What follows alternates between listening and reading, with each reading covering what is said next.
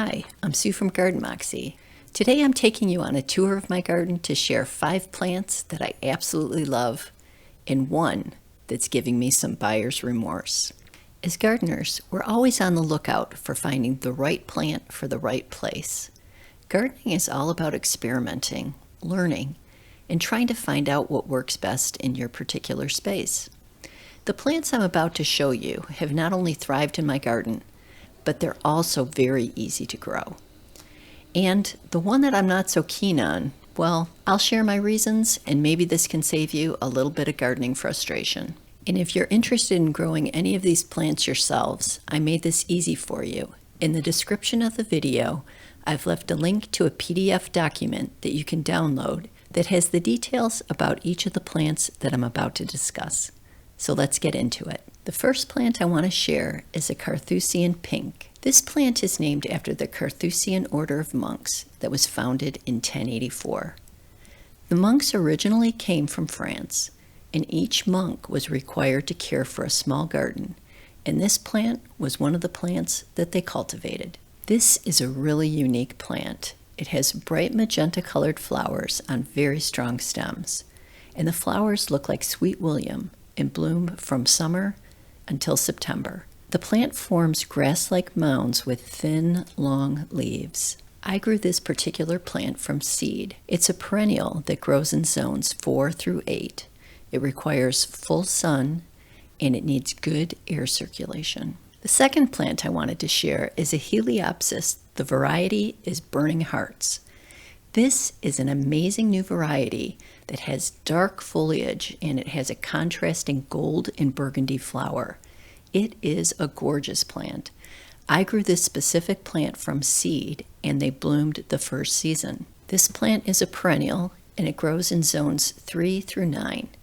It requires full sun, and it will bloom from the summer until the fall. It's great at attracting bees and butterflies, and it's also heat and drought tolerant. The third plant that I wanted to share is my absolute favorite zinnia so far, the Queenie Lemon Peach Zinnia.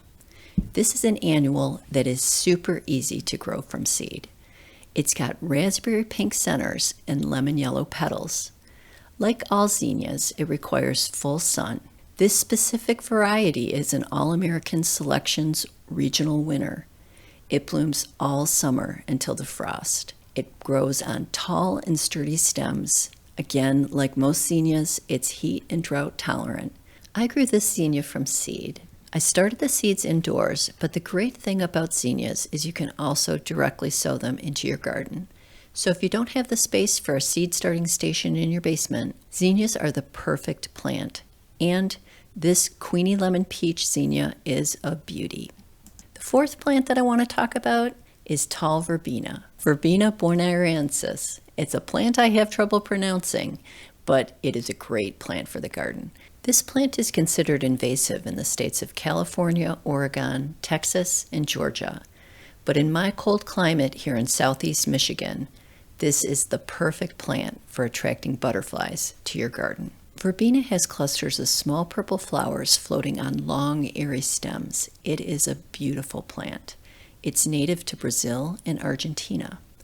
This plant was first grown as a garden ornamental in 1726. They got the seeds from a dried specimen plant that was sent back to England from Buenos Aires. And this plant never ceases to amaze me with how it attracts pollinators and butterflies. The fifth plant that I'd like to share is a penstemon, and the variety is Midnight Masquerade.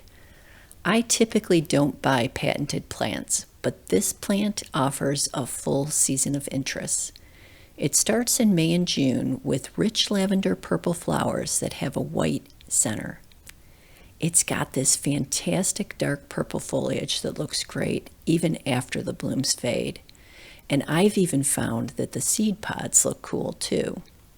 When this plant was blooming, it attracted a wide range of pollinators. This plant requires full sun to a mostly sunny position. It's perennial, and it grows in zones 3 through 8.